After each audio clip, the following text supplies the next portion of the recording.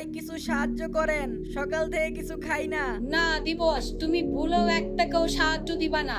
এই চুপ করো, তোমাকে জিজ্ঞেস করছি। আচ্ছা শোনো, আমি তোমাকে 2 লাখ টাকা দিব, তবে আমার একটা শর্ত আছে, তুমি আজকের পর থেকে কোনো ভিক্ষা করতে পারবা না। ঠিক আছে ভাই, আজকের পর থেকে আর ভিক্ষা করব না। এই যে নাও, তোমাকে 2 লাখ টাকা দিলাম। আচ্ছা ভাই, আজকের পর থেকে আমি আর কোনোদিন ভিক্ষা করব না। তুমি এইটা কি করলা? একটা ফকিরে 2 লাখ টাকা দিয়ে দিলা।